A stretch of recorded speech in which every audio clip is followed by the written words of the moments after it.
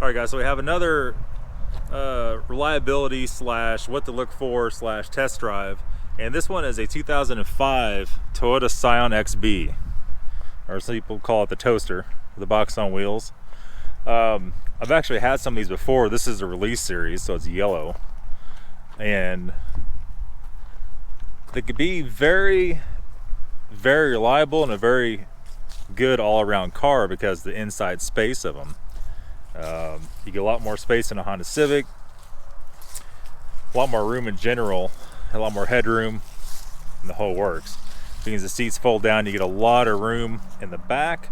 These things have, well, it depends on who you ask, anywhere from 103 to 108 horsepower. Seems to be some mixed reviews on exactly the horsepower rating. But I can tell you it's enough, but it's definitely not a lot of horsepower, so we do have that. I would say we'll start with the inside real quick. Now, these things are known to have interior that's a little bit difficult to clean, and this one's actually really good shape. And as Kevin was telling me earlier, that the ones with the yellow in the seats and the ones, the orange ones that have the orange in the seats clean a lot easier, a little bit different material. But you do see a lot of them with stains, like if you hold the cup between your legs and you're driving, you'll get like a ring there. If you crap your pants, you get a brown spot, you know, that kind of stuff. This thing is lower just a little bit. Some of you guys will probably point that out. It does have the factory, well, it looks like factory lowering springs on it. On these things, you could add all kinds of stuff from the factory. Now, I used to have these, I used to drive them all the time. I ran E85 in these things all the time. And just like the Sequoia and the Tundras, you get on cold start, you get a check engine light, you reset it, and you're ready to go. That allows you to buy fuel for a lot cheaper. I would say on regular 87, you can get 29, maybe you could baby it into 32, 34 if you're only going 55, 60 miles an hour. So we're losing a little bit of light, but you can see overall it's a real simple inside. It's got one big gauge in the middle.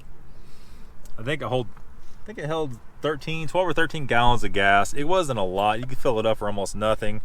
This one is a 5-speed manual, and the 5-speed manual actually had a few issues with that. And you get all kinds of stuff like power locks, keyless entry. You get tilt steering. I think it had tilt steering. Maybe it didn't. Yeah, it did. Some of these had lights that go around the cup holders. Some had lights that go under the dash. Depends on what your options were whenever you order it new. Another issue we've seen is the headliners. Once they get dirty, they're very difficult to clean. But since the inside is so simple and there's basically no electronics, it doesn't really have a lot of issues. So exterior wise, I noticed a few of these yellow ones had some clear coat peeling off, like this one here. It seemed like that's mostly only on the real bright colors, and then of course they had issue with the back handle would break off. That one's almost done. This one has the aftermarket, that could have been factory add-on, the little tread plate thing. It's got those lights. I think that was even an option. It's got the fart can on it. I think it was the hubcaps Kevin put on. They had 3 or 4 or 5 different hubcaps you get this year. You go on the website and select it. This one actually has the factory AEM cold air intake, the true cold air intake. So this has the 1FC-FE engine in it. Like I said, not extremely powerful, but it is VVTi, so it did have enough punch to pass somebody easily. You could drive, you know, however fast you want with it, run over 100 if you want to, if you dare. Plenty of power there for what it is. Also, aftermarket grill. I actually think that might be the factory grill in this one. You see a lot of guys did a bunch of different aftermarket ones. I think different years had a little different design on that, or different options from the factory and so forth. The most common problems with these are the front bumper lip, busting that if you run over something, and sometimes if you hit like something in the road a little bit, it'll pop these covers out and they'll fall out. You know, then this release model has the blinkers and the mirrors there, and then the rear, the back piece, if you drive through any kind of puddle very fast, I always had the issue to pop those things off and you lose them, and they're not cheap. So you can see, even for giant people in the back, the front seats, I believe it's all the way back. almost 6'4", and I still got plenty of room back here and a good 8 inches above my head.